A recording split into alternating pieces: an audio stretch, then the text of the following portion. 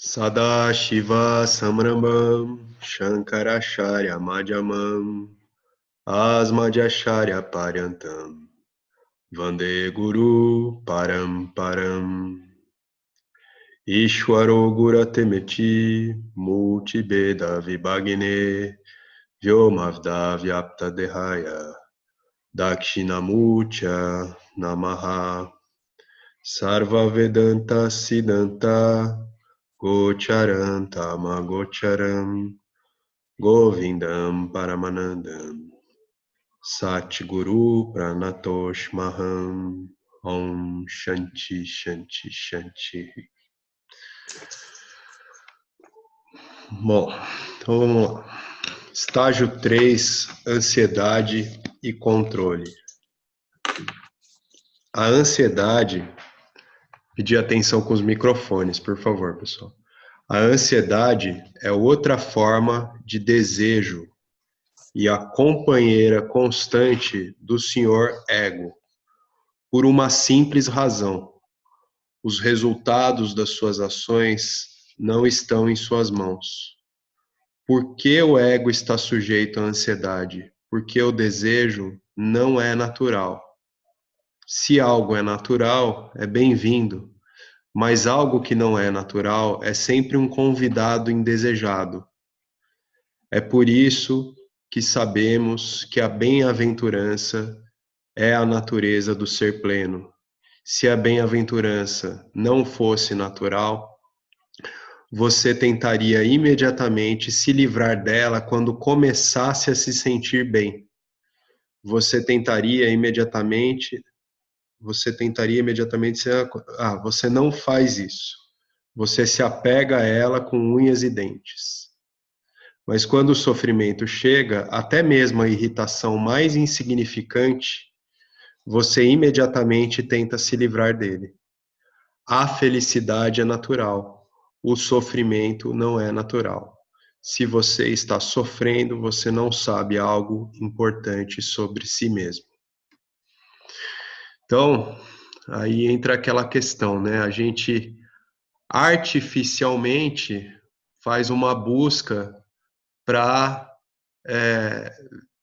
encontrar aquilo que já é natural em nós, né? Então, movido por nossos desejos, a gente tenta produzir artificialmente a felicidade que é o nosso estado natural como ser, porque o ser é plenitude, é não limitação.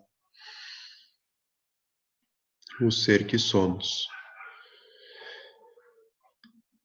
De qualquer forma, eu estou ansioso porque quanto mais tempo o campo demora para me dar o que eu quero, mais eu sofro. Se me sinto insegura ou inseguro e quero que o meu marido, insegura aqui no exemplo, e quero que o meu marido me diga que ele me ama, eu sofro com a ansiedade. Se as contas estão se acumulando e o meu contra-cheque não vem por mais um mês, eu sofro com a ansiedade. Se eu não me importo se as contas são pagas, eu não terei ansiedade em relação a isso. As pessoas podem até ficar ansiosas com a ideia de que estão ansiosas. Como eu posso me iluminar se eu estou ansioso?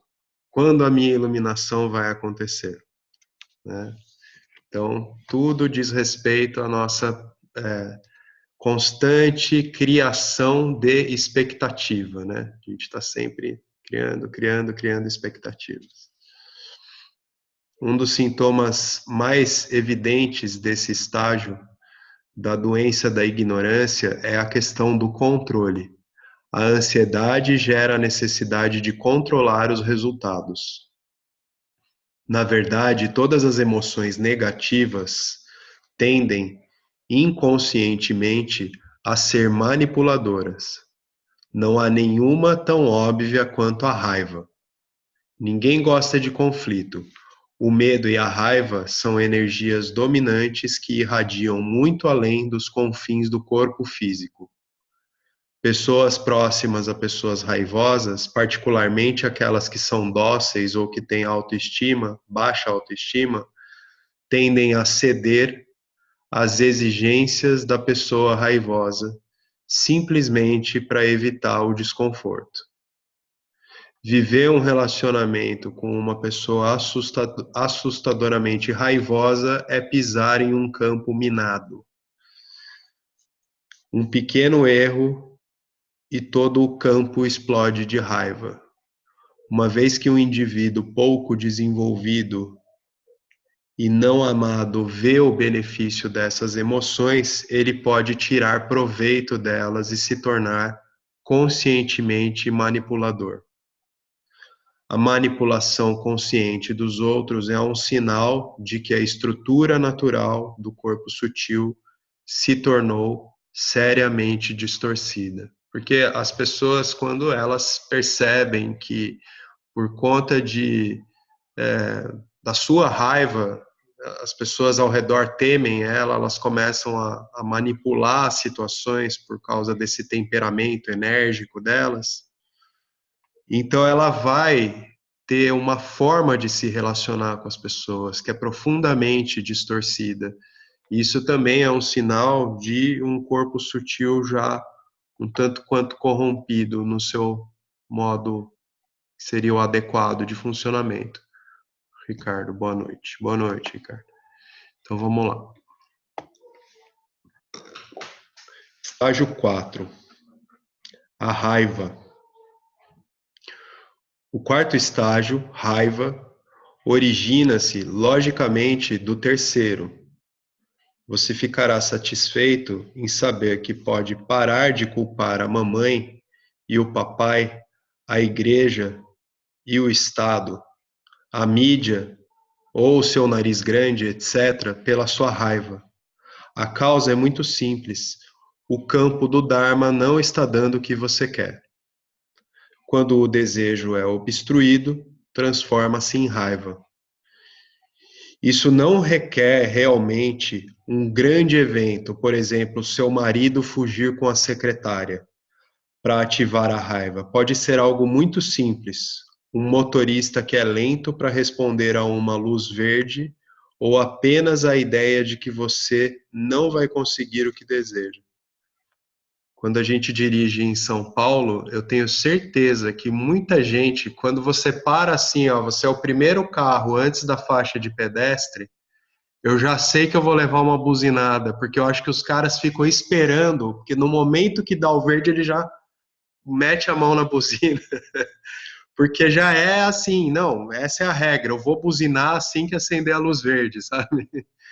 Então, as pessoas no trânsito, como numa cidade caótica, né, em São Paulo, no caso, elas estão constantemente com raiva, porque elas estão lidando com um cotidiano que é muito estressante, muita cumprimento de prazo, muitas expectativas de sucesso, toda aquela tralha com a qual a pessoa tem que lidar, né? Oi, Então, a Fábio. gente vê esse comportamento em São Paulo muito comumente. Oi? Tudo bom? Desculpa aí, eu cheguei um pouquinho atrasado aí. Opa, tudo bom, Henrique? Tudo Ó, bem? tudo bem, você quer falar algo? Não, sim, esse negócio de raiva, eu pessoalmente eu percebi de que os estados de raiva é quando eu diria assim, se teria que resumir, é um relacionamento indesejado com o presente. Ou seja, eu percebi isso em mim, né? Uhum, Quando tenho um relacionamento indesejado com o presente, aí surge a raiva, né? uhum, Você não está em harmonia com o presente. E uhum. aí pronto. Sim, mas a gente tem uma lógica mais simples de olhar para isso, Henrique, também, né? Acaba sendo um relacionamento indesejado com o presente, mas no momento que você expressa a raiva, você tem um véu que é colocado sobre a sua capacidade de discernimento, que Ah, você está completamente, para você, né? Você está completamente coberto de razão no momento que você está expressando a sua raiva. não, é, Então, você perde completamente até se você tem se você é no pico da raiva, você consegue dar uma saidinha, você consegue ver a profundidade da inconsciência que você estava, né? sim, sim. Aí vem aquele sentimento de ficar envergonhado também, né? Porque você expressou aquela raiva com tanta veemência e de repente vem um momento que você se toca. Então, quer dizer, no momento que você expressou a raiva, vem esse véu que cobre o teu discernimento por causa da projeção, que é uma explosão de rajas muito grande, que faz a gente expressar a raiva. Então, a lógica mais simples para a gente olhar para a questão da raiva, como a gente vai ver aqui no texto, é que ela sempre tem uma relação com o não atendimento de expectativas que nós criamos. Simples assim. Então, a expectativa frustrada gera raiva, né? Onde eu parei exatamente? Corpo sutil distorcido. Eu vou começar estágio 4. Não, começa a raiva é muito destrutiva. Ainda é nos estágios de 4, a meio mais ou menos. Sim, a raiva é muito destrutiva. Obrigado, Carlos. Embora tenha o seu lado positivo também. Nas situações certas, ela pode realmente ajudá-lo a alcançar o que deseja. Embora não seja aconselhável usar a raiva dessa maneira devido aos efeitos de longo prazo sobre a sua saúde. As moléculas dessa emoção causam estragos no corpo, sem mencionar o que ela faz com os seus relacionamentos com outros seres conscientes.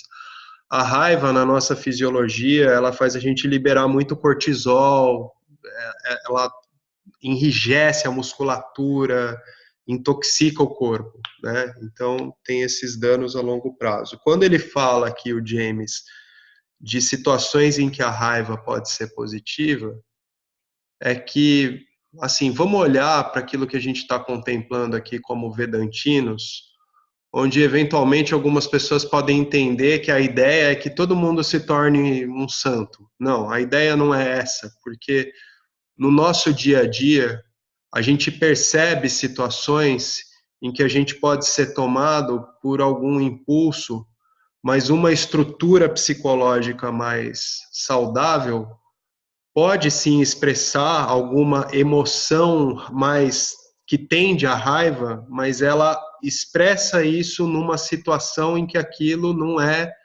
inadequado. Então, nesse momento que o James fala aqui que a raiva pode ser positiva, eu não me ocorre nenhum exemplo agora, mas, por exemplo, se alguém está se comportando em uma situação no ambiente público, e essa pessoa está se comportando de uma maneira muito inadequada, e ela está causando uma situação que está deixando todo mundo constrangido, ninguém faz nada. Às vezes é necessário que uma pessoa tenha uma atitude veemente para adequar aquela situação. Uma atitude mais enérgica. Tipo, opa, eu tenho que parar com isso daqui, né? Então, a raiva, eventualmente, ela pode ser positiva. A gente não quer dizer aqui... Oi, Carlos? For atacado, vai na rua, for atacado. Sim, autodefesa, né? A gente pode ter que se defender também. Então, são exemplos em que a gente tem que, às vezes, expressar, né, alguma emoção mais enérgica, raivosa, para adequar uma determinada situação. Ô, Fábio. Então, oi, Henrique. Eu acho que também tem essa raiva, assim, digamos, que não tem fundo assim muito de que você não consegue, por exemplo, vamos supor, uma raiva muito rápida, né? Você bate a cabeça na quina de um certo? Sim, Aí você claro. xinga e passou. Sim, Passou. Essa é digamos, uma raivinha, né? Digamos assim. Que você externa uma situação, mas passou. E aí, tranquilo. Eu acho que tem também essa distinção, né? De não ficar também, digamos, se cobrando. Sim, claro. Porque, de repente, você bateu a cabeça na quina de um móvel, né? Sentiu uma dor, e aí xingou, e pronto, acabou, passou. Sim. Não tem problema. A gente está fazendo essa distinção porque é diferente, né? A gente, como o James estava falando aqui, de pessoas com quem a gente pode eventualmente conviver, talvez todo mundo aqui já tenha convivido com uma pessoa assim, que tem uma irritabilidade muito constante. Então, como ele falou no texto ali mais para trás, parece que você está pisando num campo minado, você nunca sabe quando pode explodir. Esse tipo de situação em que a gente às vezes tem que se expressar com mais veemência, às vezes até por conta do temperamento, uma pessoa vai se expressar diante de uma mesma situação de uma maneira totalmente diferente da outra, mas não significa que elas têm estruturas psicológicas deturpadas. Às vezes uma pessoa tem uma expressão mais raivosa. Uma situação como essa que você deu exemplo, Henrique, então você vai lá e dá uma cabeçada na tampa do porta-mala do carro. Eu acho engraçado, né? Porque a gente xinga objetos inanimados, né? Como se ele, se ele fosse reagir. Fala, filha da mãe. Como se pudesse a porta reagir, né? Então, depois a gente dá risada da gente mesmo nesse tipo de situação e é natural esse tipo de pico, né? De expressão mais enérgica, assim. Isso não significa ser uma pessoa que tem um temperamento explosivo, né? Então, termina aqui falando do dano à saúde, né? O James fala aqui que essas emoções causam estragos no corpo, sem mencionar o que ela faz com seus relacionamentos com outros seres conscientes, né? Ninguém topa por muito tempo se relacionar com pessoas que têm constantemente explosões de raiva, né?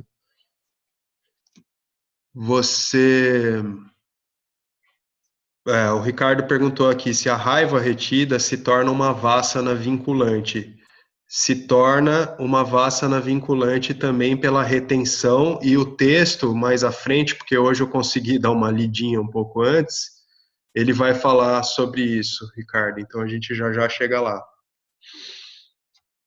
Às vezes é adequado, muitas vezes, né, é necessário a gente conter um comportamento raivoso, mas a gente precisa aplicar uma certa sabedoria para, no caso de ser uma pessoa que é de uma tendência muito raivosa, ela percebe a inadequação do comportamento dela e transforma isso numa espécie de máscara social, a ocultação da raiva dela, ela vela e ela não trabalha adequadamente essa raiva, e aí em um momento ou outro vai vir uma explosão de raiva, porque no corpo causal a gente vai acumulando os sentimentos negativos. E aí quando eles vão se expressar, vai se expressar com toda a força desse acúmulo, né, dessa energia acumulada. Então sim. Mas vamos lá. Você provavelmente não terá deixado de notar que tudo na vida vem através dos outros. Portanto, vale a pena desenvolver relacionamentos amorosos e positivos, pelo menos com as pessoas próximas. Mas a raiva definitivamente precisa ser gerenciada.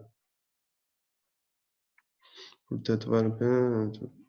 Então tá. Se não for gerenciada corretamente, você será destruído. O Karma Yoga é uma ferramenta de gerenciamento do estresse e da raiva.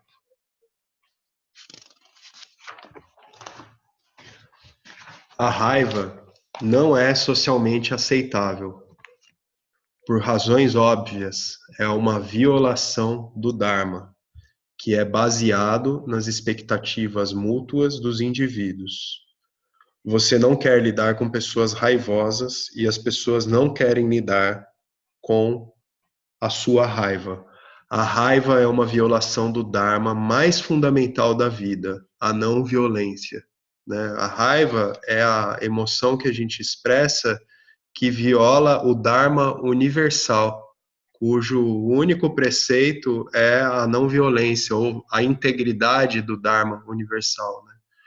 Então, quando a gente expressa a raiva, é como a gente expressasse uma violação que quer a destruição, né? Que quer criar a cisão, ruptura, destruição, né? E o Dharma ele tem como preceito universal a manutenção da sua totalidade. Então é um sentimento adármico mais, enfim, que ataca o Dharma universal. Raiva retira... Ah, tá. Ok, eu já vi a luzinha do chat piscando, eu achei que era outra mensagem. Ok. Então...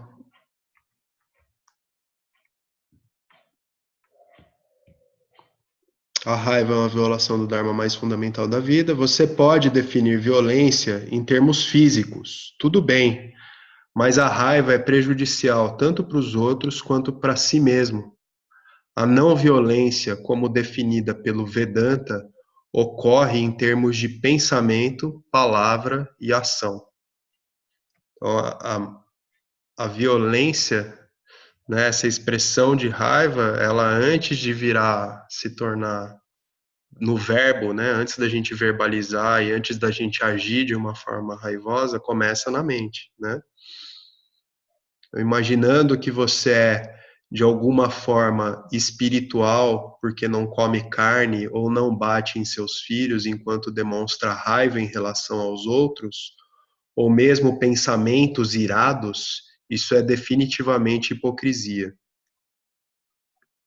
Considero extremamente peculiar que pessoas iradas se comportem com consideração a estranhos com os quais não têm nenhuma conexão pessoal. Isso também é fácil da gente notar quando a gente tem uma pessoa próxima que é muito raivosa, né? Ela vai expressar a raiva dela com as pessoas com quem ela tem as conexões mais íntimas. Mas quando ela está no cotidiano, com pessoas com quem ela não tem essa conexão tão íntima, ela vai tratar com o maior respeito, né? Então, não tem nenhuma conexão pessoal e, ao mesmo tempo, despejam a sua raiva na família, nos amigos e com os quais se relaciona diariamente, ok? A parte que explica direitinho essa questão de reprimir e como isso pode virar um problema também, vem mais adiante aí, tá, Ricardo? Daqui a pouco a gente chega lá. Negação. A raiva não é socialmente aceitável e não é aceitável para o senhor ego, porque contradiz a sua boa opinião de si mesmo. Então, o que você faz com ela? Você quer despejar nos outros o que não funciona bem, ou você suprime o que funciona temporariamente. É nessa parte do texto da negação aqui que isso vai ser explicado. Quando uma emoção desconfortável é suprimida, ela se torna parte de sua sombra, para usar um termo que está em voga desde os tempos do Jung. Então, esse termo da sombra, do Carl Jung, que foi usado na psicologia, né? Ele fala muito dessa contenção que a gente faz em nome de uma sociabilidade, de certas emoções ou de certas, enfim, condicionamentos que a gente tem, e aí a gente cria máscaras sociais para lidar com a sociedade, e às vezes a gente chega ao ponto de, inclusive, tornar aquilo que antes era algo que você expressava e aí você passa a disfarçar e tal, aí vira algo subconsciente. Só que no subconsciente isso tudo tem um efeito cumulativo. Na nossa linguagem, a raiva se retira para o corpo causal, o subconsciente. O inconsciente, as vasanas macrocósmicas, pertencem a Ishvara, a mente total. Aquilo que a gente estava falando nos nossos encontros anteriores, né, dessa corpo causal como essa mente total, né, onde nada é manifesto, está tudo lá como só tendências não manifestas. Mas o subconsciente é o seu próprio corpo causal pessoal. Aí ele usa aqui de novo um termo assim, meio que compartimentando, é um cantinho do corpo causal de Ishvara, um subsistema, talvez seja uma palavra razoável. Ou seja, é onde está depositado nesse corpo macrocósmico causal a sua semente, o seu conglomerado de vasanas e sanskaras.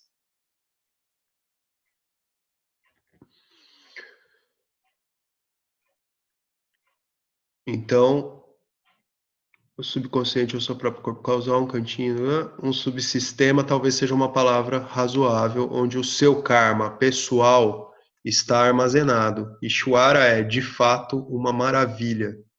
É incrível, pois controla as suas ações e adapta os resultados delas a você, nunca confundindo o seu karma com o karma dos outros quase 8 bilhões de indivíduos cujo karma ele administra. Sombra é uma boa palavra, porque as sombras escondem, assim como a repressão esconde a sua raiva de você. Ela é subconsciente, ou seja, não é conhecida. A raiva é rajas e a repressão é rajas, mas tamas está por trás de ambas. A repressão é rajas porque é preciso energia para manter a raiva longe da sua vida, para que ela não atrapalhe as coisas. Tamas é a negação. Porque você não se considera uma pessoa raivosa, você tem que esconder esse fato de si mesmo. Então, num primeiro momento, a gente precisa exercer essa contenção. Então, é um exercício de rajas para obscurecer o rajas, que é da expressão de raiva. Então, é uma contraposição de forças. E você, ao mesmo tempo, constantemente negando para si mesmo que você tem uma natureza raivosa, e aí você, aos poucos, consegue manter isso controlado, e isso fica cada vez mais subconsciente.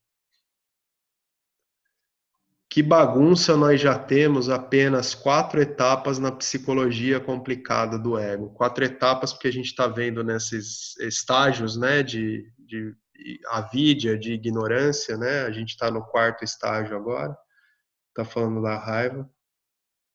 Então, embora o corpo causal contenha boas e más vasanas, ele não é um recipiente no sentido usual da palavra. Se você tem um pote, você pode colocar objetos de valor nele, enterrá-lo e nada será retirado até você desenterrá-lo e desatarrachar a tampa. Mas o inconsciente não é esse tipo de recipiente. Ele é poroso. Quando a gente olha para o nosso chart lá, é como se a gente tivesse que ver assim que entre o topo do triângulo, que é o nosso subconsciente, o corpo causal, que está no âmbito do corpo causal de Ishvara, e o corpo sutil, a mente de cada indivíduo, tem uma permeabilidade, tem uma porosidade. Então, o que entra, volta. Você não pode ver como ele funciona. É por isso que estou descrevendo. Mas outro fato triste é que nada sobre você está escondido da consciência ou do mundo, porque os outros podem facilmente ver a sua raiva, mas ela está escondida do corpo sutil, você. A pessoa que você pensa que é, devido a tamas, a negação. Aí essa imagem entra um pouco naquilo que eu estava falando quando o Henrique fez um comentário, Quando a gente está expressando raiva, a gente está muito certo de que a gente está cheio de razão, que a gente está muito correto e a gente não se toca, Então a gente fica nesse jogo, As pessoas estão vendo e você está lá, achando que você é outra coisa, Tudo isso devido a tamas que impõem negação. Mas o seu subconsciente é também um recipiente no sentido clássico, porque as emoções negativas se acumulam. Toda vez que você expressa uma, acreditando que ela está fora, ela volta para dentro, Porque toda a ação, quando a gente olha para o nosso chart, eu já falei algumas vezes, A gente reforça as vasanas, Então toda a ação que a gente imprime no mundo, que a gente empreende, a gente está reforçando determinados tipos de condicionamento. Então, tudo está sendo ali colocado no subconsciente. Você reforça a própria vassana. Portanto, a sua tendência de ficar com raiva permanece e até aumenta. Ok? Ô, Por isso, Fábio, Carmo, Oi? eu ia falar, né? Eu sei, assim, que eu tenho uma natureza raivosa desde menina. Não Tava parece, brava Vitória. e batia a porta com tudo, o máximo que eu podia, né? E Uhum. sempre tive essa natureza, vamos dizer assim. Uhum. Aí, aqui no texto, em alguns momentos, fala disso de esconder, né? Eu nunca escondi a raiva. Mas depois de um certo tempo, eu expressava ela de outra maneira. Eu estava com raiva e falei, eu vou dançar agora rock and roll ali, né? Mas pelo que está falando aqui, por exemplo, isso mesmo sendo para fora, eu estou reforçando essa vassana. Porque Não, isso é sábio, quando a gente escolhe uma outra atividade, mesmo que for esmurrar a almofada, isso. como um esporte, sabe? Sai correndo, vou correr aqui. Porque daí quando a gente expressa a raiva de outra maneira, que não expressando a raiva naquela situação que te gerou a raiva, você começa a perceber que é uma energia e que você pode expressar ela de outra maneira. Então, é muito ok, muito adequado, a gente vai dançar rock and roll, vai respirar praticar fundo, boxe, meditar. vai correr, vai dar um mergulho no mar, vai fazer qualquer coisa, entendeu? Sublimar. É isso aí. Oi, Carlos. Estava a dizer, sublimar, trocar por outra coisa. Sim, Sublimar. sim. É um termo psicológico. Sim. E a gente pode pegar gosto, inclusive, né, por atividades que a gente não tinha contato, porque a gente busca alguma coisa para canalizar essa raiva. Então a gente acaba criando um outro tipo de vassana que pode ser muito mais positiva. Então, quer dizer, esse processo de converter as vassanas, ele começou aí nesse exemplo, né, de tipo, eu socava a porta e aí eu resolvi dançar rock and roll. Começa por você se tocar, que tipo, pô, né, eu tô expressando essa raiva, isso é inadequado, eu tô quebrando as coisas, as pessoas estão se afastando de mim e tal, e aí você começa a fazer escolhas adequadas e converter vassanas, né? Porque é uma energia que vem assim, meio sem controle naquele momento que aparece, né? Sim, Depois você quando vai a falar. raiva vem, Você tem que. Eu sempre falo assim, nossa, vou respirar fundo aqui, né? Porque já sei que tá aqui, então. Ô, Fábio, Oi? Fábio, tem alguma distinção entre, digamos, porque a intenção é importante em toda ação, né? Eu acho. Sim, sim, Está vindo aí o Karma Yoga, né? O tema de a intenção, né? Que você sim. coloca na ação. Isso Uhum. também significaria raiva? Por exemplo, uma coisa que você teria uma raiva, digamos, Sim. inofensiva e uma raiva, entendeu? A Não, discriminação. é claro que A raiva, digamos, a gente pode ter gradações de raiva, né? Mas o pensamento raivoso, ele já também começa a ser percebido no corpo, né? Porque esse sistema é corpo-mente, é todo mas o interligado. que eu estava referindo, por exemplo, de repente, como te falei, voltando a esse exemplo que eu dei, de você bateu a cabeça, sei lá, na esquina de um negócio, Aham, é aham. uma raiva que não tem uma intenção, né? Não tem É, uma raiva, entendeu? Diferente, é, de repente, uma raiva que você tem com uma pessoa específica, com uma sim. coisa. Existe essa discriminação? Poderia existir em termos de você criar ou não criar um vasana em base, né, a isso? Porque se isso se aplica para uma ação, né? Para uma ação também a intenção é muito importante, né? Sim. A questão é assim, Henrique, a gente expressa vasanas a gente expressa determinados condicionamentos, determinadas vasanas, como resultado de uma situação que está acontecendo, né? Então, é algo que está acontecendo no meio que me chama a responder de uma certa maneira.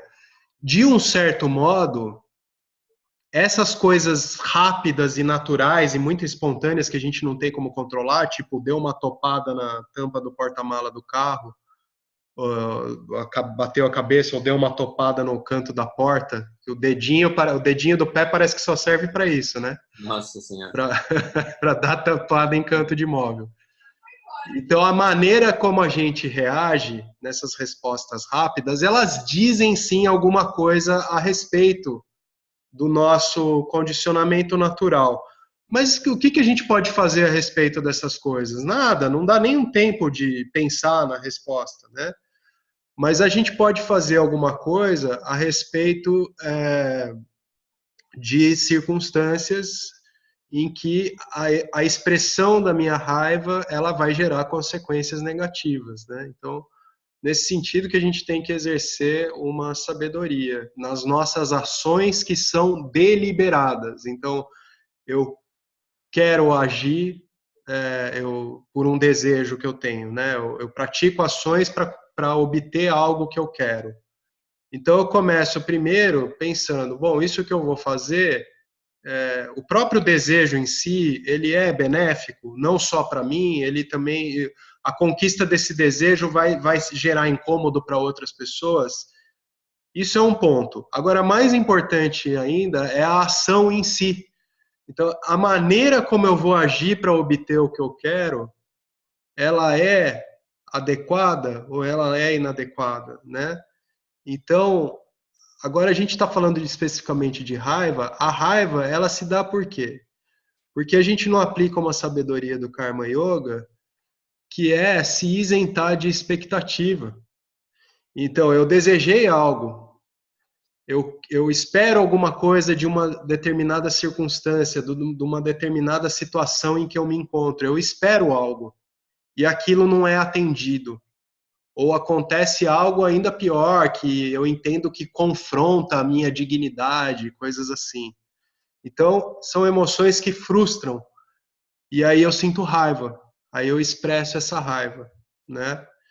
Então, a gente só deixa de expressar essa raiva de fato com um claro entendimento de que eu não sou que eu não sou realmente esse que é afetado pelas circunstâncias. Eu não sou esse que tem que defender uma personalidade ou que tem que defender ter razão em um determinado assunto ou que tem que defender qualquer coisa, né? Qualquer ideologia, paradigma, enfim. Então, é aí que a gente começa a amadurecer, de fato, para começar a aplacar esses humores raivosos, né? Ok? Fábio, Oi, Carlos. mesmo aquela raivinha de dar a cabeçada, Aham. ao longo do dia acontece montes de vezes que eu digo, oh, caramba, aconteceu isto. Mas cada vez que a gente pensar assim, e não é assim que eu tenho que reagir, eu tenho que reagir de outra maneira. E já me aconteceu, logo a seguir a ter pensado que não devia ter reagido assim, aconteceu uma coisa e eu não senti nada. Sim, sim. Reagi, nem foi, vou dominar. Não, nem sequer foi como se não tivesse acontecido. Toda vez que a gente pensa e que reagiu mal, quer dizer, dei uma cabeçada, caramba, chama um palavrão, um nome àquilo. Sim, sim. Pensar, não é assim. E se todas as vezes é isso, chega uma vez que coisa que acontece, pronto, olha, é isso que tinha que acontecer mesmo. Pronto. Sim, exato, é tudo Ishvara. Tudo isso. Então, a gente vai, como eu falei, né? Até essas pequenas reações, elas dizem alguma coisa a nosso respeito, e você expressou bem isso, Carlos. eu tenho uma personalidade que eu sou meio palhaço, eu comigo mesmo, assim, é uma coisa meio internamente, sabe? Então, eu vejo que eu vou convertendo certos condicionamentos do tipo ao ponto de se eu dou uma topada, eu começo a dar risadas, porque eu me acho estúpido, aí eu dou risada de mim mesmo, é uma coisa, eu conversando com o ego, assim, sabe? Às vezes eu estou escovando o dente, eu começo a ter uns pensamentos, aí eu dou risada de mim mesmo. Então é uma amizade legal que a gente vai fazendo com o ego e também uma questão de ir aceitando, como você falou, aceitando as Então, coisas e se divertindo mais, sabe? tinha alguma razão aquilo tinha que acontecer. É o causa e efeito. É, alguma coisa levou a que aquilo acontecesse. É isso aí. Mas eu já fui muito como a Betânia. E não Ah, eu explodir. também. Agora pronto. Tá, Também. agora já não sou tanto. Também, não, e eu digo também, e eu digo que ainda tem coisas que me tiram do sério. Sim. Eu tenho condicionamentos que eu noto que ainda me tiram do sério, mas aí eu controlo. Ok? Tem mais alguma coisa aqui? Tá, vamos lá. Então, aí eu estava no último parágrafo ali, né? Que o subconsciente é também um recipiente no sentido clássico, emoções negativas se acumulam, toda vez que você expressa uma acreditando que está fora, ela volta para dentro. E é Você começar a prospeção. tá. Então vamos lá. Como você esconde o fato de que você é uma pessoa disfuncional? Tama ajuda você a esconder isso. Tamas. Então, se une a Rajas. Rajas projeta. O que ele quer dizer aqui? Pessoa disfuncional, né? Por exemplo, a pessoa que ela, na hora de assumir compromisso, ela assume compromissos, bate no peito, fala, não, deixa comigo. E aí ela não consegue fazer, ela não consegue sair do lugar e tal. E aí entra Rajas. Aí Rajas faz uma projeção. Aí ela nega para si mesma a própria incapacidade dela. Aí ela vai resolver isso como? Arrumando desculpa, né? Ah, bateu um vento, não deu para eu ir, caiu uma árvore na estrada, não dava para passar, teve queda de energia elétrica, sei lá. A pessoa arruma desculpas mil para negar a própria incapacidade. Então você culpa alguma coisa ou alguém. Na verdade, não importa quem ou o quê. O que importa é que você acredite de algo que algo diferente de você fez com que você fosse do jeito que é, para que você possa evitar assumir a responsabilidade por isso. No exemplo que eu dei, eu até falei de a pessoa mentir, né? Mas a pessoa pode projetar de fato. Ela vai entender que alguma outra pessoa foi responsável pelo fracasso dela. E ela acredita naquilo como se fosse real, sabe? Então tudo isso é um jogo de tamas e rajas. É aqui que a vítima entra em cena. Veja o quanto distante do nosso ser pleno nos distanciamos. E ainda estamos no meio da tragédia escrita pela maior poetisa de todos os tempos, Madame Ignorância. Mestre Boca Flamejante agora se tornou o senhor pobre de mim. Né? Então, o raivoso ele se torna aquele que se vitimiza. Né? Então, é uma vítima de qualquer coisa. E não é de se admirar que em todas as etapas dessa tragicomédia a nossa autoestima sofra um outro impacto. Quando falamos de raiva, estamos falando da Ô, Fábio, distorção. Oi? acho que você pulou uma frase aqui que é importante, Pulei? que Vamos é lá. assim, nada é sua culpa. Acho que, será que eu tô com a outra versão? Exceto a ignorância? Olha, eu não estou Está a vendo essa seguir frase aqui. aqui. Também não tenho aqui. Está a seguir Ah, aqui. então eu tô com a outra É a versão. versão antiga, né? A ignorância não é algo pelo qual você possa se culpar. Ah, Aí é? estava escrito, ela trabalha por trás dos panos 24 horas por dia. Nossa, mas é um trecho longo, não é uma Quando questão... você anda como um sonâmbulo. Daí começa, aqui é onde a vítima entra no drama. Essa é Caramba, minha lição também, Fábio. esse texto tá diferente, hein? Isso É porque eu achei que é importante quando ele fala, sim, quando é sua culpa, daí depois ele fala, nada é sua culpa, exceto a ignorância. Exato. É uma frase importante. sim, pois é. E que a ignorância não é algo pelo qual você possa se culpar, mas que você daí precisa sair do sonâmbulo. Eu vou dar uma olhada nisso aí, porque é um trecho longo, então eu acho que não é uma questão só de tradução, né? É uma questão que acho que passou desapercebido e foi comido uma parte nessa versão que o Rosalvo está revisando. Este foi o revisto, mas não está aqui mesmo. Então, mas comentando isso que você está trazendo, Betânia, então, assim, no final das contas, a gente pode compreender pela lógica do Vedanta que a gente não é responsável, né?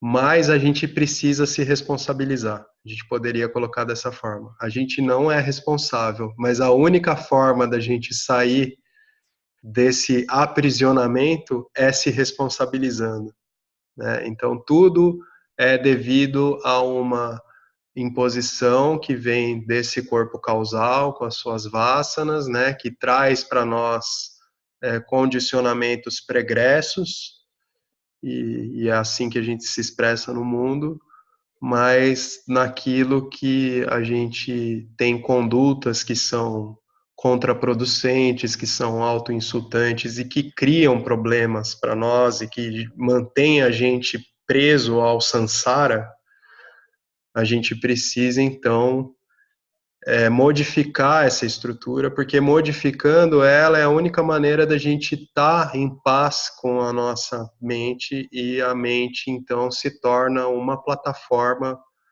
cada vez mais contemplativa e pacífica para assimilar o conhecimento do Vedanta. O trabalho que a gente faz no Vedanta é remoção de ignorância, né? É neutralização dos efeitos dessa ignorância.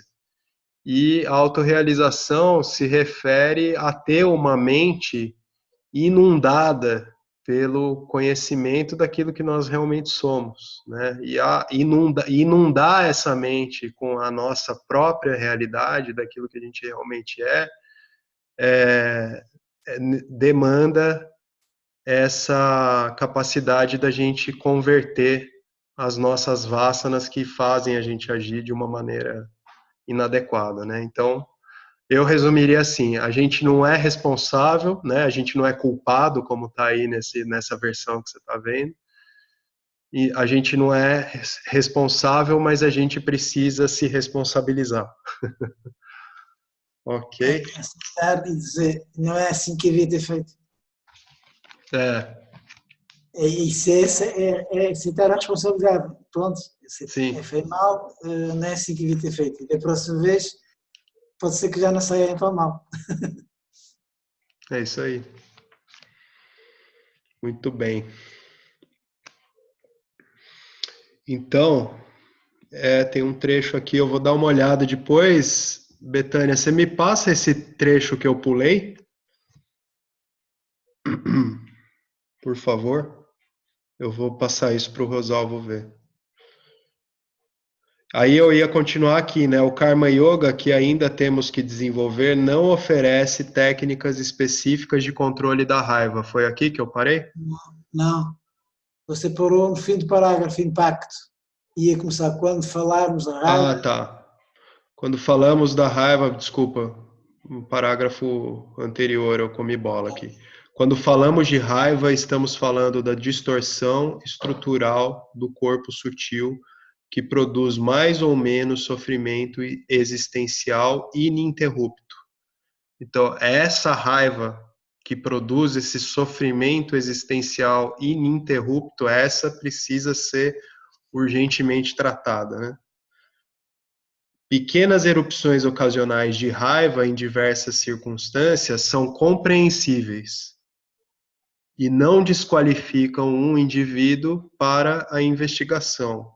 Mas se um conjunto previsível de circunstâncias produz uma necessidade urgente de ter até mesmo pequenas coisas de certa maneira, ao invés de cuidar da raiva com o Karma Yoga, você tem um problema. Então, quer dizer, o indivíduo as coisas têm que estar sempre arranjadas à sua vontade, de uma certa maneira, ou então ele está sofrendo com a própria raiva dele, né? Não é o Karma Yoga, a princípio, que vai resolver a situação para essa pessoa. Ele tem uma qualidade mental que precisa de outro tipo de preparação antes dele se submeter a adquirir o estilo de vida que é Karma Yoga, né?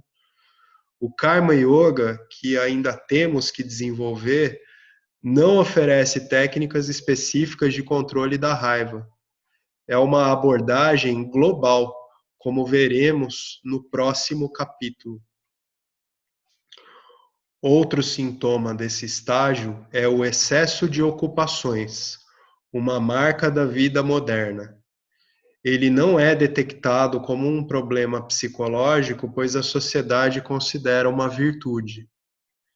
Álcool, drogas, doces e alimentos carregados de gordura são os medicamentos de escolha quando rajas é predominante. Irritabilidade, insônia e obsessão por estar certo em relação a temas relacionados à ação são sintomas de excesso de rajas. Quer dizer, o jeito como ele age é sempre o certo. O jeito como as outras pessoas fazem as coisas está sempre errado. É só a maneira como ele faz que está certo, né? Então, em relação a temas relacionados à ação, né, a obsessão por estar certo, isso é sintoma de rajas. Se você acredita que as coisas devem ser feitas de certa maneira, tá falando aqui, e que a maneira que você faz é o único caminho, saiba com certeza que o seu corpo sutil está firmemente dominado por rajas. Se você acha que nada disso se aplica a você, pense duas vezes. Rajas é sempre acompanhado por uma medida igual de tamas. Negação. Quer dizer, se você acha que isso não é com você, analisa se você não está ocultando de você mesmo, né? Ok? A comparação. Matsarya. Como indicamos quando a consciência apareceu sob a forma de seres aparentemente conscientes e esses seres se tornaram mais complexos, acabou por desenvolver o intelecto, permitindo a eles fazer escolhas. Só um instante.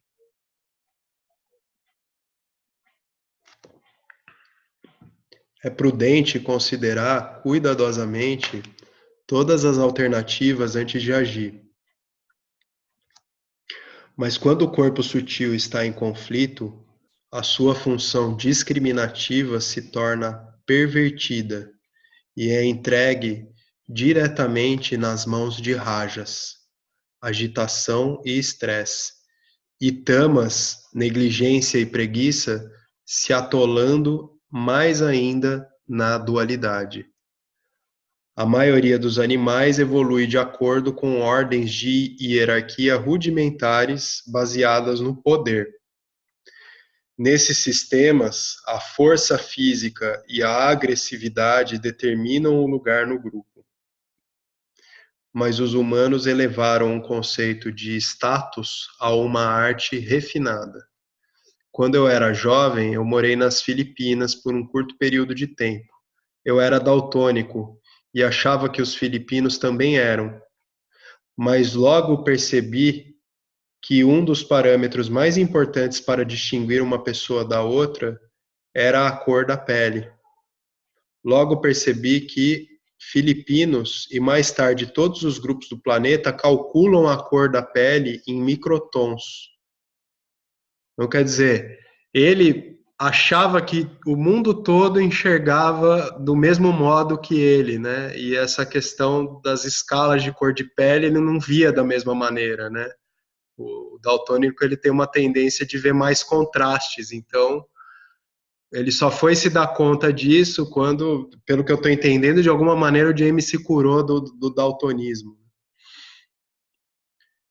Então, se a sua casa fica bagunçada por semanas, porque durante uma reforma você não consegue determinar que tom de pêssego você quer para as paredes da sala de jantar, ou você tem que gastar 30 minutos no corredor do supermercado para escolher qual dos 80 tipos de shampoo seria melhor para os seus cabelos, saiba que o seu corpo sutil precisa de um pouco de yoga. Se você está avaliando o seu progresso diário em relação a um programa de condicionamento físico, uma meta financeira ou um objetivo espiritual, eu já sou puro, ou já sou puro como um santo, saiba que o seu corpo sutil precisa de um pouco de yoga. Essas pessoas que se veem verdadeiramente atormentadas, né? Então, entra na academia, aí tá todo dia calculando caloria, fazendo medida do corpo. Ah, será que o meu bíceps cresceu? Né? A gente sabe que tem essas coisas. Que mais que ele dá de exemplo aqui? A meta financeira também, né? A pessoa quer lá atingir uma meta financeira, ela fica todo dia revisando as aplicações financeiras dela, vendo quanto que ela ganhou todo dia. Então vira uma verdadeira paranoia, né? Ou um objetivo espiritual, né? Aí a pessoa quer se purificar. Ah, será que eu já estou virando luz? Já sou puro o suficiente, né? Então vamos lá. A comparação é uma função útil, mas pode facilmente transformar-se em formas menos benignas. A inveja, uma emoção particularmente dualista e rudimentar, significa insegurança e baixa autoestima. Quer dizer, eu quero o que você tem. Uma forma menos honesta, oculta e particularmente insidiosa de pensamento dualista é eu quero ser como você. Ou pior, né? Eu quero ser você, né? Tem pessoas que queria estar na pele de outra pessoa. À medida que essa tendência amadurece e produz um comportamento mais disfuncional, ela se torna, obviamente, rajásica e se transforma em um espírito competitivo. Eu quero vencer você. E na medida em que amadurece e entra em seu estágio final, torna-se totalmente tamásica. Eu quero destruir você. Então, tudo que a gente pode... Tem tanta coisa que a gente pode pensar, né, nesses termos, dentro de uma sociedade, né, a coisa mais... é um exemplo que eu vivi na pele, isso a coisa mais insensata, né? É uma sociedade e os sócios estão disputando entre si. No final das contas, um quer destruir o outro. A gente vê essas histórias também de o fã de um ídolo popstar que se aproxima dele, mas quer matar ele, aquela coisa muito louca, assim, né? Ou pode ser também o aluno com o professor, várias formas de relacionamento, relacionamentos amorosos, né, crimes passionais. Ok? Você ia falar alguma coisa, Betânia? Não, eu ia dar o exemplo de uma separação, até mesmo no amor, que vai Nossa! acontecer essas coisas assim, né? É, Começo no casamento, eu quero o que você tem, como parecendo ciúmes, né, que tem ali. Depois vai para esse mais eu quero ser como você e até eu quero destruir você, né? muito louco, né? E é muito triste ver quando tem crianças no meio dessa situação, quando tem filhos. E isso eu vi porque vi um amigo vivendo essa situação, assim, de ter aquilo que é chamado de alienação parental, que hoje é até considerado crime, né? Então, um dos cônjuges, né, um dos ex, no caso, ou o marido ou a mulher, quando está com o filho, fica falando mal, fazendo a caveira da mãe ou do pai. Isso é péssimo para a criança, né? Então, são sentimentos que a motivação é muita raiva, muita destruição, a ponto de você nem considerar a saúde mental do teu próprio filho, né? Estágio 5, desilusão. Por requerer muita energia, é difícil de manter a raiva. Embora uma vez condicionado, você se sinta vazio sem ela. É uma energia ruim, sem dúvida, mas é melhor que nenhuma energia. Quando a raiva colapsa, pode parecer que você de repente perdeu o seu melhor amigo. Isso significa que a resposta rajásica se tornou uma vassana vinculativa. Não há melhor exemplo desse fato psicológico que o transtorno bipolar. O transtorno bipolar é rajas e tamas, sob o efeito de esteroides, né? O transtorno bipolar, que antes era o chamado de maníaco depressivo, rola um desbalanço total entre as endorfinas que o corpo produz, cortisol, salta de proporções assim de uma hora para outra. E a pessoa que estava toda motivada, entusiasmada e tal, daqui a pouco ela está deprimida na cama, em questão de segundos. Então, o transtorno bipolar é rajas e tamas, sob o efeito de esteroides. Eu gosto mais do termo antigo, maníaco depressivo. Não é um eufemismo. Mania é rajas e depressão é tamas. Eles sempre andam juntos. Para entendê-lo, não é preciso procurar mais do que o cansaço que vem depois do trabalho duro, né? Então a gente começa um dia bem, cheio de disposição, e aí a gente depois está cansado. Isso é um modo regular da operação de rajas e tamas, né? A mente e o corpo podem lidar com uma certa quantidade de estresse. Rajas é estresse, então tamas prevalece. Depois dessa carga de estresse, vem o tamas, né? Aí você quer ir deitar, enfim, ficar na sua. Uma pessoa maníaca, aí, olha só como é que funciona, né? Ela pode permanecer ativa por semanas a fio, praticamente sem dormir. Mas quando o Rajas estiver terminado, ela vai permanecer na cama, em um quarto escuro, dia e noite, por períodos igualmente longos.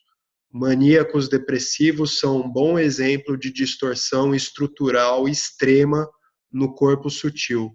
Não pode ser tratado com Karma Yoga.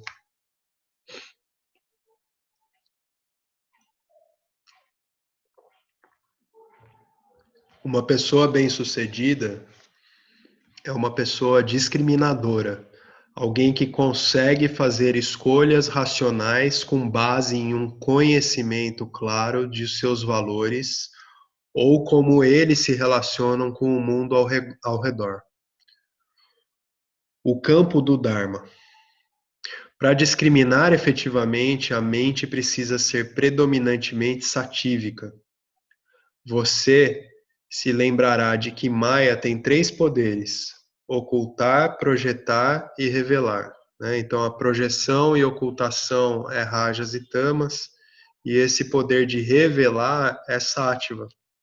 O sátiva é a energia fundamental, que é como um espelho, que se não fosse colorido com rajas e tamas, seria um reflexo puro, né, do ser que somos, né? A gente facilmente teria esse autoconhecimento, né?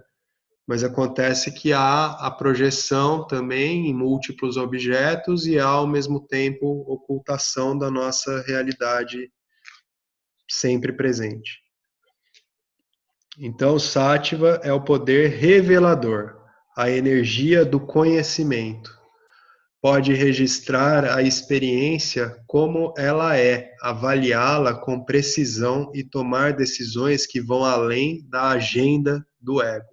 Quem tem uma agenda é sempre o ego. Mas isso não é possível no estágio 5. Quando o Raja se esgota, o Tamas assume o controle. Tamas é um véu que oculta energia. Ele obscurece a luz da consciência, uma vez que ela reflete sobre o corpo sutil. É responsável pela confusão e ilusão. Mais uma vez, não estamos falando sobre o entorpecimento ocasional que vem ao longo do dia como uma nuvem de luz passando sobre a mente que faz com que a sua energia seja enfraquecida temporariamente. Tal como quando a gente, sei lá, comeu muito na hora do almoço, aí chega no meio da tarde e dá aquela nublada, né? Vem aquele sono, tal. Não é disso que a gente está falando aqui. É uma energia tamásica também, mas isso é perfeitamente normal, né? Está dentro da normalidade. Estamos falando de um sentimento persistentemente lento e apático, caracterizado pela incapacidade de tomar decisões e fazer o que é exigido no dia a dia. Pensamentos suicidas aparecem quando o corpo sutil está sob controle de tamas.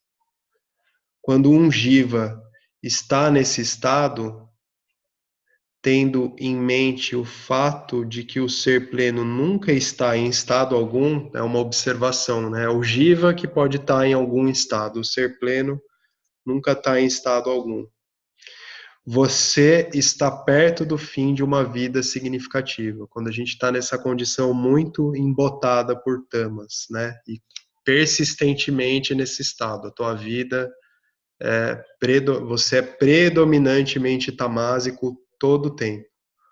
Normalmente, a essa altura, você está nas mãos de um médico ou está deitado em uma caixa de papelão achatada sob um viaduto com uma agulha no braço.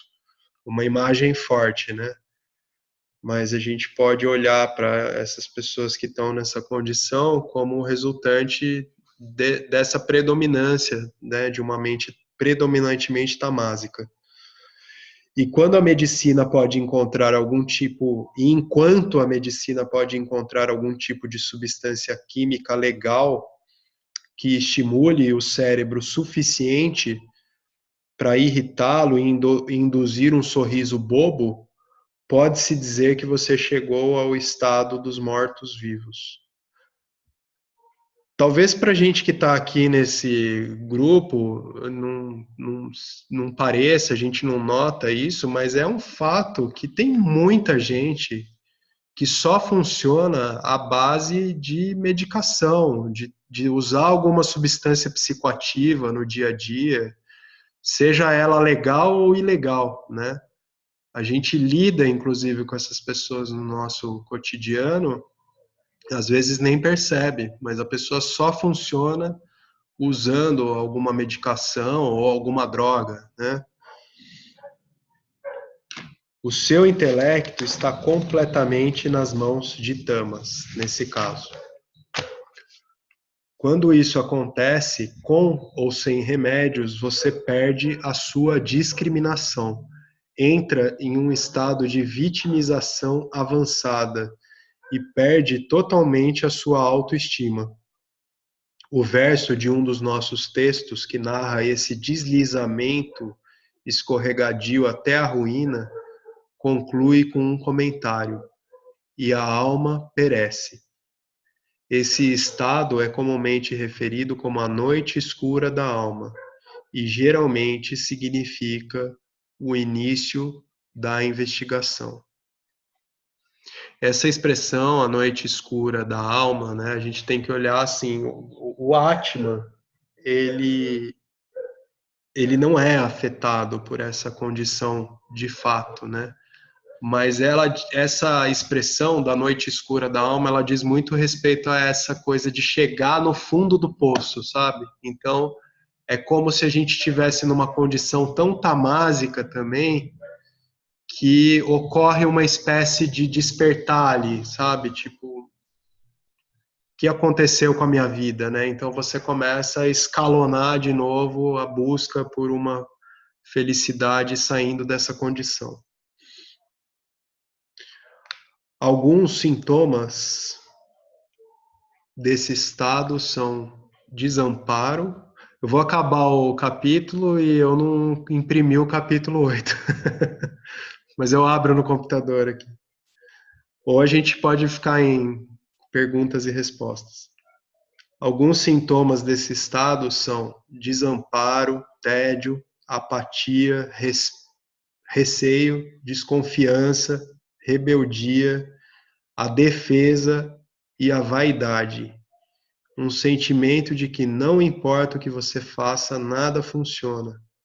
Provavelmente não é necessário discutir cada um deles em detalhes, mas saiba que você chegou mais ou menos no fim de suas forças quando uma sensação de estagnação mais ou menos permeia a sua vida. Os seus hábitos te escravizam e a sua mente te torna rígida e teimosa. Você não tem confiança para lidar com a mudança, mas fincou o pé em qualquer situação e resistiu à lógica do senso comum. Se um hábito que anteriormente trouxe prazer começa a trazer dor e você teimosamente se recusa a abandoná-lo e tentar outra coisa, mesmo que esteja claro que o hábito é prejudicial, você atingiu o fundo do poço. Se você ignorar as mensagens de mudança que a vida envia e reagir negativamente a qualquer coisa percebida como uma ameaça à sua visão de mundo, estará pronto para o Karma Yoga. É o caminho para você gerenciar e purificar essas emoções. Então, a gente teimosamente, né, quando está nessa condição de extremo tamas, tudo fica difícil, a vida toda fica estagnada, né? Então, o sujeito que tem uma condição de dependência química, por exemplo, é um bom exemplo, né? Porque ele começa porque ele sente prazer em usar uma determinada droga. Só que aí ele se torna viciado, ele percebe claramente as mazelas que aquilo está causando na vida dele, no corpo dele, na saúde dele, nos relacionamentos, enfim. Toda a vida dele se desestrutura, o dinheiro que vai embora e tal, mas ele persiste naquilo. Quer dizer, ele já entrou numa condição que tamas predomina tanto que ele está se autodestruindo, e aí ele só vai conseguir, se ele sobreviver, chegar ao fundo do poço, né? Se ele estiver vivo ao chegar ao fundo do poço é quando ele começa a tentar de novo sair dessa condição. Ok? Fábio, esse parágrafo, assim, é bem... Nossa, vamos dizer assim... É bem... Bom, vou dizer estranho para mim, né? Que tô passando por uma situação com a minha mãe exatamente assim, tamas total, primeiro era rajas, tamas, e continua assim, né, e parece que é o fundo do poço, e aí no final dessa frase fala, né, se você se reage negativamente, qualquer coisa que perceba como uma ameaça à sua velha visão do mundo, você está pronto para o Karma Yoga. É algo assim que eu não consigo nem visualizar, entendeu? Para uma pessoa que está nessa situação, eu hoje vendo de fora. Essa frase tá estranha. Esse momento está pronto para o Karma Yoga, sabe?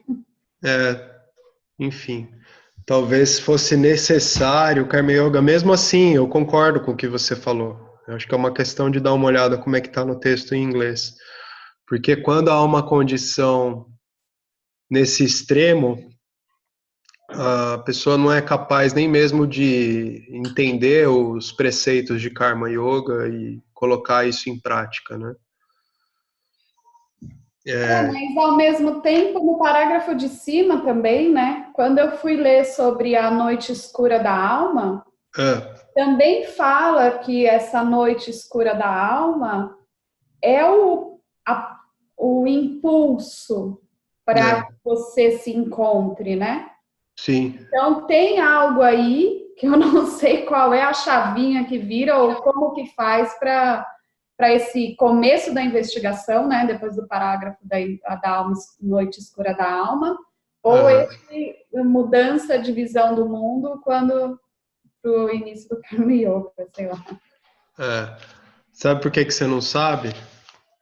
Porque você nunca chegou no fundo do poço. Que bom, né? Ô, Fábio. Oi. Ô, Fábio, eu acho que você colocou uma questão bem interessante, né? Quando a gente passa por uma situação, eu já percebi isso, né? Você tem que chegar literalmente no fundo do poço. Enquanto você tem um pouquinho ainda para baixo, ainda você sustenta, né, seus padrões, justifica seus padrões. Enquanto você não chega, quando você chega no fundo do poço, aí é quando você é obrigado, literalmente, o ego é obrigado, não tem outra escolha, a você realmente fazer o Karma Yoga, ou seja, mudar esse padrão. Sim. Pelo sofrimento, não tem outra. Não tem. Eu acredito que essas mudanças realmente vêm pelo sofrimento, né? E não um sofrimento qualquer, um profundo sofrimento, né? Eu pessoalmente passei por uma situação dessa tempo atrás e realmente eu percebi. Enquanto isso, a gente sempre encontra justificativas, né? A vida se encarrega de mostrar para a gente isso. Primeiro passa com um ventinho, depois passa com um vento mais forte, depois um furacão. Se não é suficiente, muitas vezes não é suficiente. Aí cai um tijolo em sua cabeça, se não é suficiente, cai um prédio em sua cabeça. E aí vai. Até você, como dizem, o destino faz ver a gente o menos que a gente quer ver. Ou seja, as coisas não vão embora até a gente ver o que tem que ser visto. E ela não vai embora. Ela não vai embora. Essa é a sabedoria que existe aí, essa sabedoria que sei lá de onde, causal, não sei onde, mas é uma sabedoria que eu percebo, a vida se ensina dessa forma. E a gente aprende na porrada mesmo. Não tem como fugir, mas na porrada mesmo, né? Eu acho que eu me identifiquei muito, porque aí quando você começa a entender.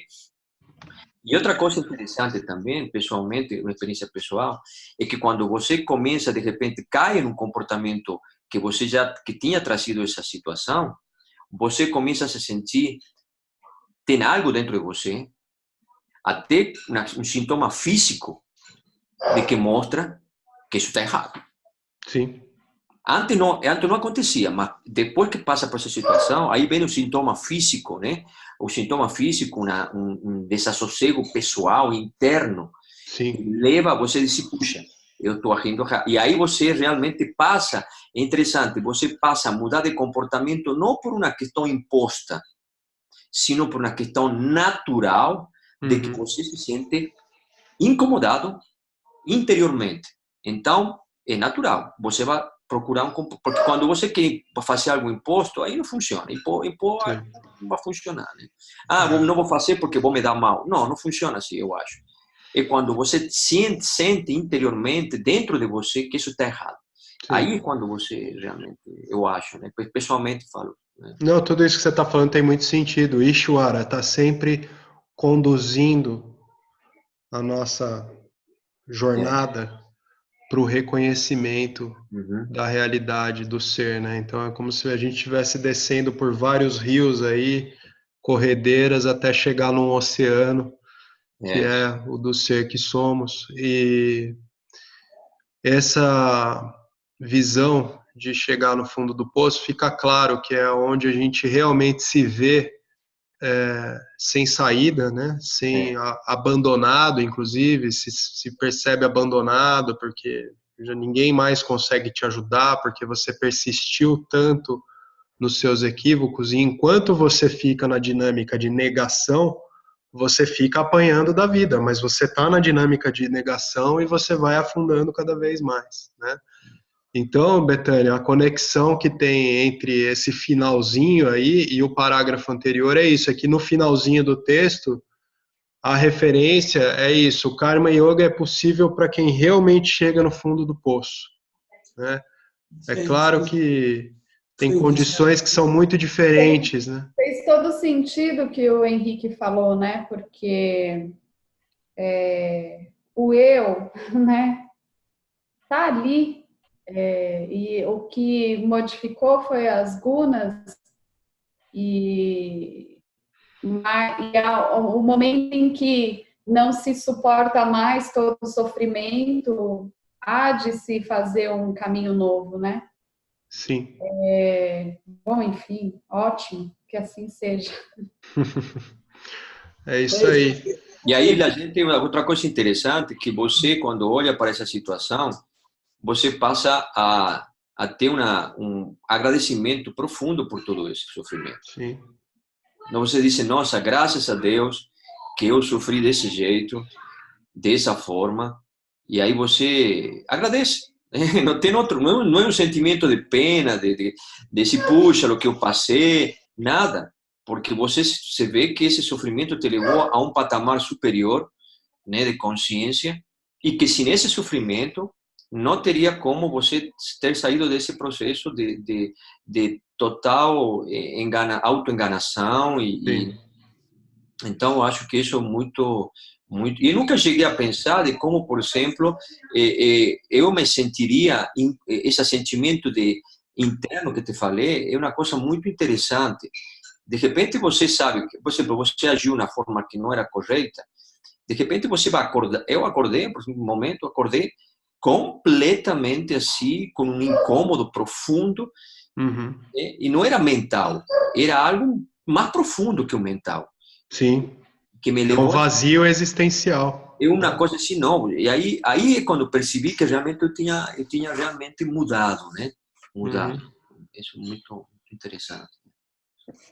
É muito interessante. Ishwara está sempre conduzindo, como a gente estava falando, e ele vai tentar sempre mostrar, evidenciar a nossa condição adármica de diversas maneiras, né? Então, vem, às vezes, verte no físico, né? Com algo que você vai ter que lidar, como somatização de doenças, vem como perturbação psicológica, vem como esse sentimento de inadequação muito profundo, que é como um vazio existencial, até que você se veja numa condição que não te resta mais nada a não ser se adequar a o funcionamento do Dharma, né? Como é regido todo esse sistema maravilhoso. E aí você pratica Karma Yoga, né? E começa a sair da lama. E eu, como te falei também, eu acho que um tempo atrás, né? Eu acho que muito na vida da gente se trata de você ser verdadeiro em todos os momentos, em cada momento. Uhum. Ser verdadeiro e autêntico, né? E como Uhum. eu falei, essa situação é muito interessante porque se a gente está procurando aqui a verdade, né? Uhum. Se existe algo de mentira dentro de nós, de mim, eu não é a sensação que eu tive, o insight que eu tive.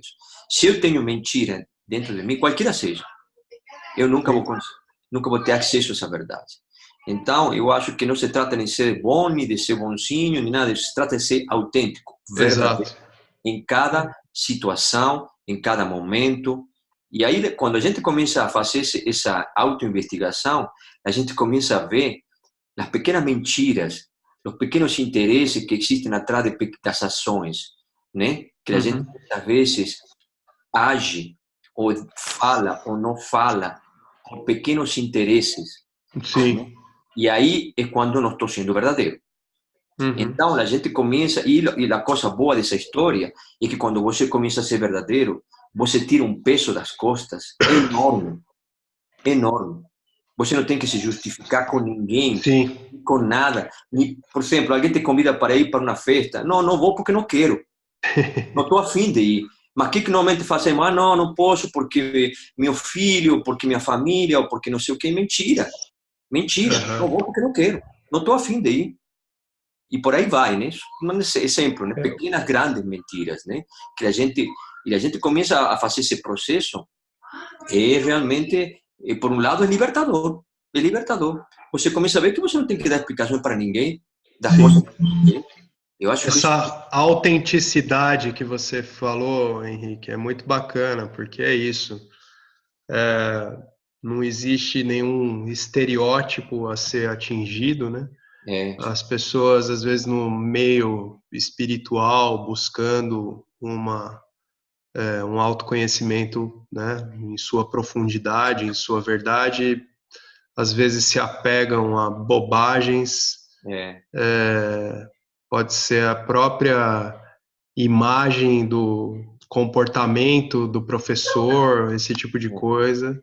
Então não existe esse estereótipo, não existe santo, né? Tem uma autenticidade, como você falou. Muito bacana. Isso aí. Fábio, Ei, você quer que eu ponha no chat o capítulo do Fábio, você me manda pelo WhatsApp depois, Betânia, por Não, favor? do Karma Yoga? Oi? A gente vai entrar no capítulo 8. É... o capítulo 8, mas você colocaria no chat aqui? Umas partes, assim, a gente poderia ir, se você quiser. É, porque é mais ô, rápido, Fábio, né? Mas vamos, eu vou baixar aqui no. Vou fazer o seguinte, eu vou baixar aqui no Facebook, Betânia, porque daí eu vejo o arquivo maior. Ah, posso te mandar pelo WhatsApp também, quer? Ah, me manda. Tá. Vou sincronizar aqui no computador. Oi, Zé Solito. Eu tenho a versão. então, apenas um detalhe, porque eu já vivenciei isso. Como o Henrique estava dizendo, quando há essa chegada no fundo do poço, em que haja então um relativo, uma luz muito diminuta, um efeito de Tyndall, né, ou aquela luzinha pequena, o texto orienta então que diz que estaríamos já com a predisposição da prática do Karma Yoga. Agora, me parece, eu tenho essa experiência ao longo dos meus anos, de que, além de tudo isso, nós nos predispomos a uma mão que surge como não sei da onde, mas Uhum. que vem nos ajudar e muitas vezes nos inspirar de uma forma extraordinária. Sim. O que significa que jamais e em tempo algum nós estivemos sozinhos, como, aliás, parece que alguém mencionou isso também. Sim. Tem uma Essa frase de um facilidade. filósofo indiano, Prabhati Ranjan Sarkar, ele fala assim: você nunca está sozinho ou desamparado. A mesma força que guia as estrelas guia você também. Então, Isso, Ishwara, mesmo quando a gente está no fundo do poço, vem um ímpeto assim, né? Para que a gente seja. Se for para ser também, né? A gente nunca sabe os desígnios de Ishwara. Mas eu entendo isso que você está falando dessa maneira. Às vezes a ajuda vem dos lugares mais inesperados possíveis, né? Outra coisa legal da gente olhar, uma outra analogia interessante para a gente olhar para essa imagem da noite escura da alma, é que a gente tem assim, Sátiva é o espelho puro da luz do ser. Tamas, pelo contrário, é a escuridão total. Então, a gente quando está na penumbra, onde tudo é uma composição das três energias, a gente pode estar agindo de formas muito inadequadas e a gente persiste em agir de forma inadequada porque a gente se vê na razão, porque ainda tem alguma luz iluminando a nossa ação, por mais que a gente esteja agindo de forma predominantemente tamásica ou rajásica. Mas aí bate o desespero quando a gente entra na escuridão total. Quando a isso é gente verdade. está na escuridão total, quando a gente se vê desolado, quando a gente se vê sem recurso nenhum, sem para quem pedir auxílio, né? Aí é o fundo do poço. Então, quando a gente está preparado para começar a converter a condição que fez a gente chegar até o fundo do poço. Mas às vezes nem, quer dizer, nem, a gente não sabe qual é o desígnio de Ishvara, que às vezes é tão fundo, que a pessoa se suicida. Portanto, às vezes não chega a mão nenhuma. Sim. Chega ao ponto em que a pessoa vai. Sim. Às vezes não há retorno. Sim. As possibilidades são todas, né? Às vezes a pessoa chega no fim da vida dela e aí ela vai ter uma nova vida aí que vai ser condicionada por uma condição que é muito difícil. Talvez ela ainda não tenha chegado no fundo do poço antes de falecer. Aí ela tem que chegar no fundo do poço na vida do novo Jiva que ela vai ser para começar a sair daquela condição, né, e se desenvolver. Betânia, eu vou baixar aqui então. Eu estou vendo que você está escrevendo aqui no WhatsApp. Deixa eu ver se eu consigo baixar aqui no Facebook. Oi, Henrique. Comentário do Joselito, José Solito, né? Isso. Pegando um gancho que ele falou, eu também percebi uma coisa na seguinte, a respeito dessa mão ou dessa mesma consciência, sei lá, que dirige na galáxia, como você falou, tá? Eu acho o seguinte, né, pessoalmente, né, ela se encarrega não tão só de dar a mão, sim, ela se encarrega de levar você ao fundo do poço. Ela se encarrega de levar você ao fundo do poço. Ele que leva ao fundo do poço. Aí entra aquela questão assim, Henrique. A sensação que eu tenho é o seguinte, só para fechar. Pessoalmente, o que aconteceu comigo, né? Não sei se isso é válido, não sei. No próximo capítulo eu li isso, né? Se você pensa uma coisa, fala outra e age de outra forma, sim, você está errado. Tem uma contradição profunda aí. E o que acontece? Quando eu, pessoalmente, comecei a buscar seriamente este caminho, é como que era o seguinte, como que esse mistério falou, bom, você quer mesmo? Se prepare. Uhum. E aí veio. Uhum. A sensação que eu tenho, que aconteceu comigo, é que eu estava procurando, querendo, meio que brincando, né? Brincando de autoconhecimento, brincando de espiritualidade, blá, blá, blá, né? E aí, quando eu realmente mostrei realmente um compromisso de alguma forma, não sei, uma intenção, digamos assim, aí, e como dizendo lá em cima, falando, bom, você quer mesmo? Então se prepare. Aí veio o vendaval, veio o trovão, veio o furacão e me levou ao fundo do poço. A sensação que eu tenho é isso, ou seja, que essa mesma mão, essa mesma consciência, sei lá o que, esse mistério que te dá uma mão, também te leva ao fundo do poço. Sim. Porque isso é necessário para o seu crescimento. Eu acho que a sensação é muito intuitiva o que estou falando, né? Não é racional, é muito intuitivo o que aconteceu comigo, né? E acho fantástico isso, fantástico, acho ótimo. Né? É interessante. Quando a gente está o Fábio, em autoignorância, a gente é levado. Quando a gente constata que a ação é que pode nos tirar de uma determinada condição, a gente começa a despertar. Né? Oi, José Solito. O Fábio, é interessante aí essa analogia que o Henrique fez. É claro que isso me parece que acontece quando a mente, existe uma possibilidade da mente do indivíduo discernir, ou seja, de alguma maneira ela poderia, na hipótese, discernir, fazer uma discriminação. Mas eu tive passagens, por exemplo, em que eu não tinha uma mente absolutamente capaz de fazer um discernimento. por ser uma mente muito jovem.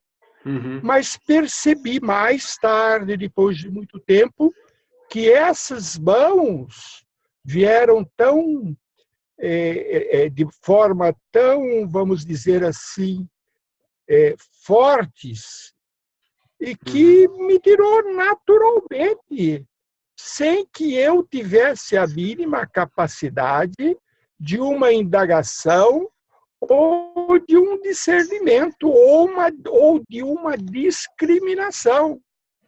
Uhum. E essas mãos eu jamais esquecerei. E diria mais que eu costumo até me lembrar dessas mãos, dizendo-lhe que eu jamais teria condições de uma só existência, entre aspas, né, de agradecer todas essas mãos. Aí também tem algo que eu confesso que eu não tenho condições de discriminar ou de entender, como eu até gostaria, mas com toda sinceridade, eu tenho as condições hoje mínimas de compreender que essas mãos veio num momento extremamente oportuno, sem o que eu não sei, talvez teria interrompido uma jornada. Muito bom. É isso. Eu não tô. É muito mais a falta de luz que eu tenho, mas que me dá essa possibilidade de balbuciar até numa gratidão a essas mãos. Sim, mas não há falta de luz real, né, seu Zé Solito? É só uma questão de reconhecer a luz que somos mesmo. Ah, Nunca estivemos desculpa, apagados. desculpa. Não. Aliás, Mas isso que você está... é isso aí, isso exatamente. Isso que você está falando, Zé Solito, as mãos que surgem, né? Me lembrei de uma metáfora que tem, né? Da gente descobrir a verdade sentado sobre os ombros de gigantes, né? Onde quer que eu chegue, eu chegarei sobre os ombros de gigantes. Então, Ishwara nos conduz, a ajuda vem, as pessoas surgem, a gente pede e às vezes pode ser atendido quando a gente mais precisa, né?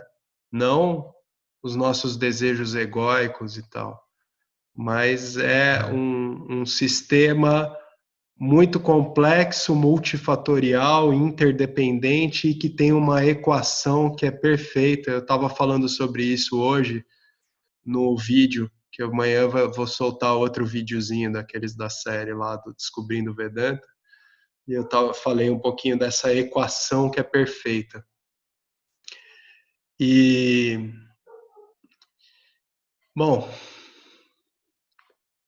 é isso, né? A gente tem uma complexidade que está além da nossa compreensão. A gente está aqui falando de questões pessoais. Por exemplo, no ano que eu cheguei aqui em Ubatuba, eu comecei a viver uma situação muito caótica de vida, tudo dando errado, um problema com sociedade, descobrindo que tinha gente me passando a perna, o meu irmão morrendo, a minha esposa grávida, com um barrigão enorme já. E ainda por cima, perto da véspera da temporada, o dono da casa onde a gente estava morando vendeu a casa. A gente alugava uma casa que estava à venda. E aí a gente tinha que sair da casa no meio da temporada. Então estava tudo caindo na minha cabeça. E eu viajando para ver o meu irmão nas últimas, os meus pais enlouquecendo com aquela situação toda, minha esposa aqui em Ubatuba grávida, tudo dando errado. Um sócio picareta que eu tive, enfim. Puxa. Aí, num dia desses de desespero, assim, sabe, que eu tava com a cabeça completamente fora do lugar, eu pedi que eu queria um professor. Eu queria um tutor, eu queria um mestre para me dar sabedoria para sair daquele lugar. No dia seguinte, eu fui chamado para fazer um jardim de uma casa da vizinhança, porque nessa época eu estava fazendo jardim aqui em Ubatuba. E de uma casa de uma pessoa da vizinhança, que era um lugar onde a minha esposa estava indo fazer yoga. E aí ela falou, chamou lá para fazer o jardim, você não quer ir fazer o jardim lá? Eu fui. Aí eu conheci essa amiga em comum que a gente tem aqui, eu e o Nagar, a Jayo, e ela me falou, tá vindo um amigo meu aí fazer um satsang, e eu já tinha um contato com esses... Eu achava muito bacana o Moody, por exemplo, né, desses professores do Neo Advaita, o Rupert Spira, eu assistia muita coisa deles, né? E aí esse nome satsang, ela falou, eu falei, nossa, satsang, como assim, né? Um guru que vem aí? Ela falou, não, é um amigo meu, ele se tocou, falou nas palavras dela, tal. Eu falei, tá. E no mesmo dia, eu encontrei na praia, no dia seguinte, eu acho, porque ela falou que ele estava chegando. E aí o satsang do Nagar ia ser à noite. E eu vi o Nagar andando na praia, na rua da praia, só que eu ainda não tinha sido apresentado a ele. E eu vi aquela pessoa passando e eu falei, caramba, foi uma pessoa que me chamou muito a atenção. E eu fiquei assim, caramba, mas eu conheço essa pessoa aí, de algum lugar. E fiquei com aquilo na cabeça. E à noite eu fui lá no satsang. Aí eu chego lá, o cara que eu tinha visto na praia, que eu fiquei achando que eu já conhecia. E foi assim que eu conheci o Nagar. Tá vendo? Então é assim, né? Ishwara. Ishwara, os caminhos. Meus amigos. Os desígnios de Ishwara. Deus escreve certo por linhas tortas, né? Sim, sim. Eu tenho inúmeras passagens, inclusive recentes também, recentíssimas. Eu estava num trem. É incrível como esses desígnios de Ishvara nos atingem independentemente, eu ousaria dizer, independentemente do que podemos nos apresentar no quanto à relação do nosso nível de intelecto. Exatamente em razão do que você acabou de dizer, Fábio, porque nós somos o que somos. Essa grandiosidade extraordinária não depende da... Me parece, deixa-me, por favor, colocar nesses termos, depender absolutamente de nada que em nós seja trânsito e real. Sim, nada. A gente não depende de nada. Não depende de nada, nem desse corpo aqui que vai passar também. Exato. Aquele que nós somos, né? Não depende de nada. Nada. E eu dou uma rabiada de olho das minhas épocas, quando eu migrei do interior de São Paulo para São Paulo, isso bem lá no final bem do último do século passado, e que hoje eu olho e vejo lições extraordinárias. Imagine o que tinha um intelecto, uma mente de 14 anos de idade, Nossa. de 6 anos de engraxate, e migrando para uma capital, e mãos se cruzando à minha frente de uma maneira extraordinária. Eu não entendi coisíssima nenhuma, mas hoje eu olho e não tenho como abstrair-me daquilo que nós realmente somos, em hipótese nenhuma. Obviamente que o fundo do poço, aliás, o próprio fundo do poço, quando disso temos a mínima ideia, o fundo começa a subir como se fosse móvel. Ele não É do joga fundo do para poço que a fora. gente pode tomar um impulso, né? Se a É gente não só chegou no impulso. fundo, a gente não tem como se impulsionar para cima. Eu costumava dizer que no fundo do poço tem uma mola. É, tem uma mola. Aí, Legal, gente. e cuja mola é interessante, o que você falou. Essa bola, somos nós que vamos comprimindo ela de tal maneira que ela, quer dizer, somos nós, entre aspas, nós a vamos comprimindo de tal maneira que ela cria uma força em potencial que ela vai ter que pular, que se estender. Uhum. Como disse o Fábio, vai nos jogar para cima. Isso aí, gente. Vamos deixar o capítulo 8 começar a Karma Yoga no próximo, então? Fica assim. Ok.